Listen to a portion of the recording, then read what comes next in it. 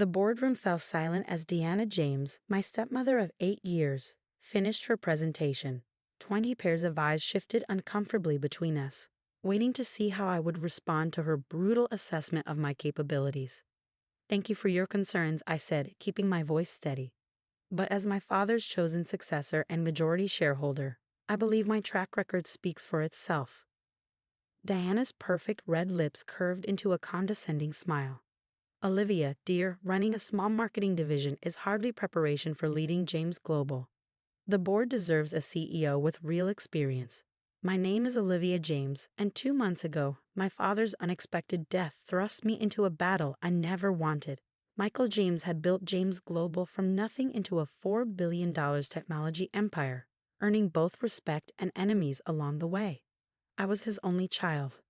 Though Diana seemed determined to make everyone forget that fact. "Your marketing division, while quaint," Diana continued, clicking to another slide, "represents less than 2% of company revenue. Meanwhile, the divisions I've overseen have shown consistent growth of 15% year over year." What she didn't mention was how those divisions had achieved such growth. I discovered the truth 3 days ago, hidden in an encrypted folder on my father's personal laptop. But I kept my face neutral, remembering his final words to me. "The timing matters, Liv," he'd said, clutching my hand in his hospital room. "Promise me you'll wait for the right moment." Now, watching Diana lay out her case for why she should be named CEO, I understood what he'd meant. She was confident, too confident. She thought she had it all figured out: the board, the numbers, the perfect plan to push me aside. Furthermore, Diana gestured to another chart. "Olivia lacks the international experience crucial for our expansion plans. She's never even lived abroad, while I spent 5 years managing our European operations." I caught Thomas Chen, my father's oldest friend and board member, watching me with concern. He'd been trying to warn me for weeks that Diana was planning something. I gave him a slight nod, letting him know I was okay. "I moved to call a vote," Diana announced. "For the good of the company, we need to act quickly. The markets are watching." "This is highly irregular," Thomas protested. "Michael's will was clear about succession." Diana's smile didn't waver. "Wills can be challenged when there's clear evidence of diminished capacity. Michael was ill for months before he passed. His judgment was compromised." The accusation hung in the air. My father, the brilliant strategist who had outsmarted competitors for decades, supposedly too addled to know what he was doing when he named me his successor. "I have documentation," Diana continued smoothly, "from his doctors about his condition in those final months, and statements from several key employees about concerning decisions he made. All fabricated, of course, but the board didn't know that. They'd seen my father's decline, watched him grow weaker. Diana had made sure she was always by his side, controlling who could visit, what medications he received. I opened my laptop, pretending to review some notes while actually checking the surveillance feed from Diana's office. Right on schedule, Marcus Foster, her right-hand man, was letting himself in with the key she'd given him. In exactly 17 minutes, he would find what I'd left for him to find. "Perhaps," I said carefully, "we should take some time to review all the documentation, including my father's personal records." Diana's eyes narrowed slightly. "I don't see the need for delay. The situation is clear." "Is it?" I asked, watching a live feed as Marcus began searching Diana's office. "Are you sure there isn't anything else the board should know before making such an important decision?" She caught something in my tone, a hint of challenge that made her pause. For a moment, uncertainty flickered across her perfect features. Then her phone buzzed, a text from Marcus. I knew what it said. "We have a problem." Diana glanced at her phone, then back at me. The first crack in her composure appeared. "Maybe," I continued, "we should discuss the real numbers behind those growing divisions, the ones that don't appear in official reports."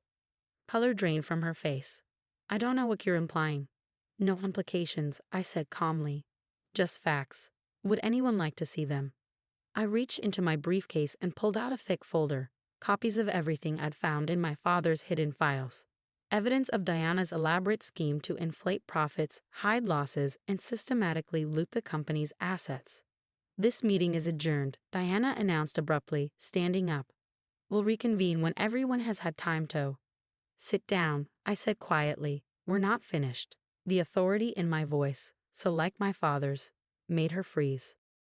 The board members watched in stunned silence as I opened the folder and began laying out documents.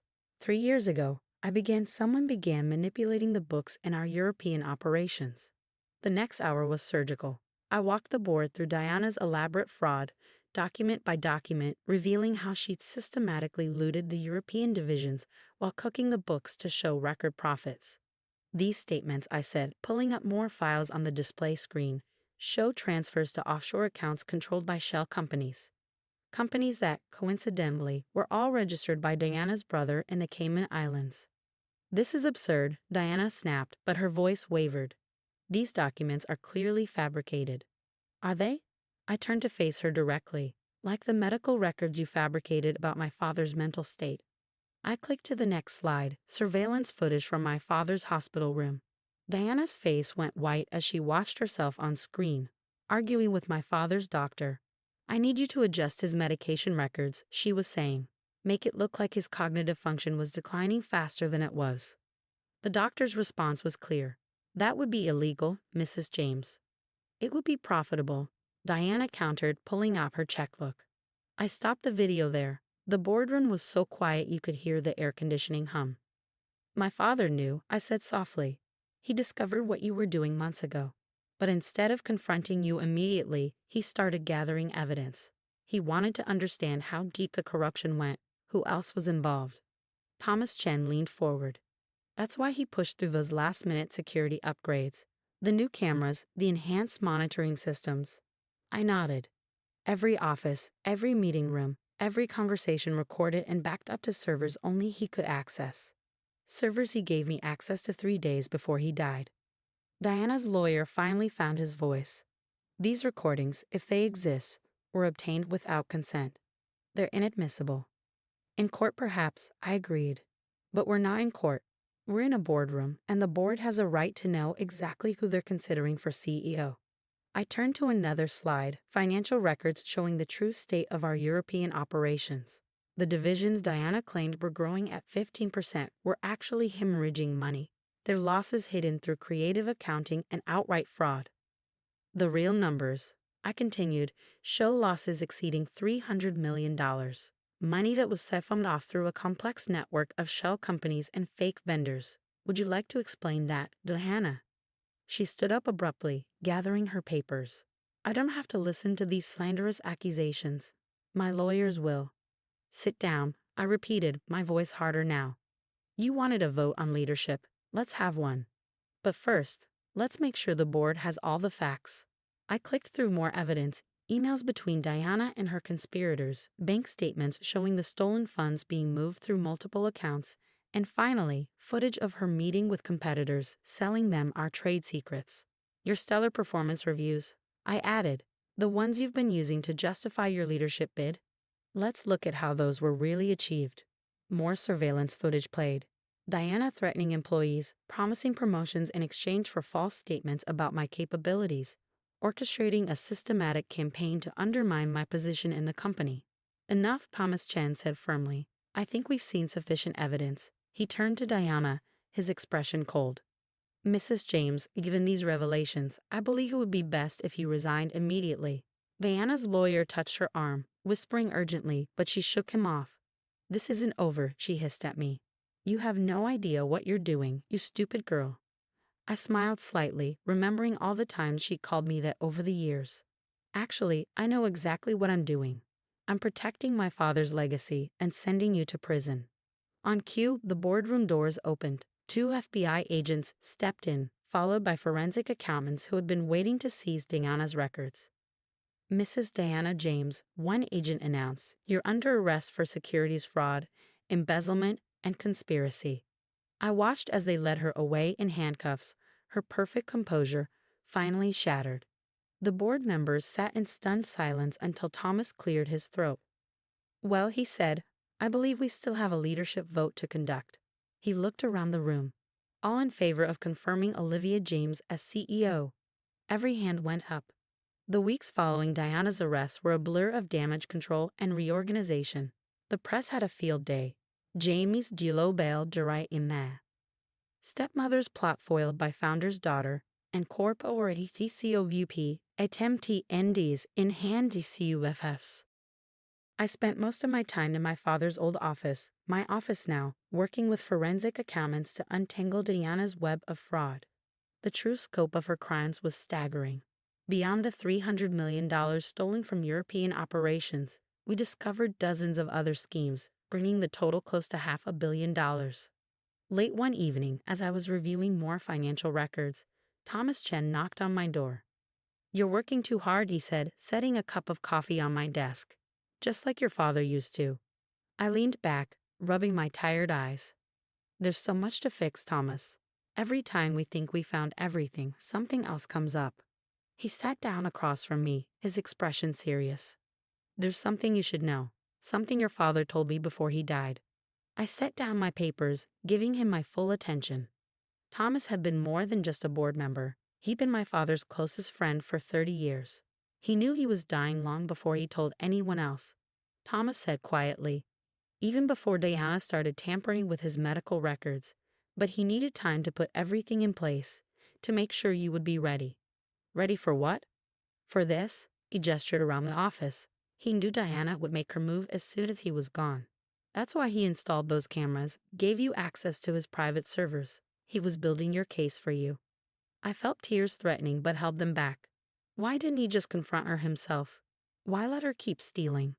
Because he wanted more than just to stop her. He wanted to make sure she could never hurt anyone again. And Thomas smiled slightly. He wanted to give you the chance to prove yourself to everyone who ever doubted you. The next morning, I visited Diana in prison. She sat across from me in her orange jumpsuit, her perfectly maintained appearance now showing signs of strain. "Come to gloat?" she asked, her voice bitter. "No," I replied calmly. "I came to ask why. You already had everything, the lifestyle, the status, my father's trust. Why risk it all?" She laughed sharply. "You really don't get it, do you? I had nothing.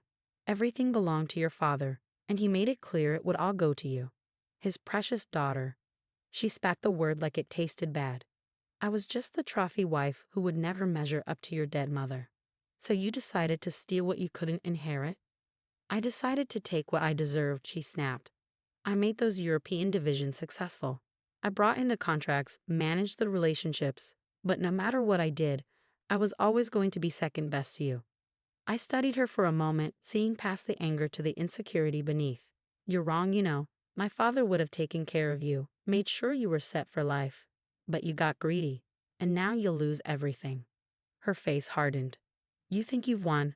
You have no idea what it takes to run this company. You'll fail, and when you do, everyone will see I was right about you." I stood up, straightening my jacket. "Goodbye, Diana. Enjoy the next 20 to 30 years. Back at the office, I called an all-hands meeting. It was time to address the entire company to set a new direction after all the chaos. Standing at the podium, looking out at hundreds of faces, some familiar, some new, all uncertain about the future, I thought about my father's legacy. "The past few months have been challenging," I began. "We've discovered painful truths about people we trusted, and we've had to face hard realities about our operations. But James Global was built on innovation, integrity, and resilience. Those values didn't leave with my father, and they weren't diminished by one person's greed." I outlined my vision for the company's future: more transparency, stronger oversight, and a renewed focus on ethical business practices. The response was overwhelming. People were ready for change, ready to believe in something better. Over the next year, we turned things around.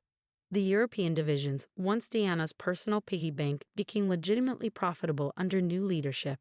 We implemented stricter financial controls, rebuilt damaged client relationships, and slowly restored trust in the James Global name. One evening, almost exactly a year after Diana's arrest, I found myself working late again.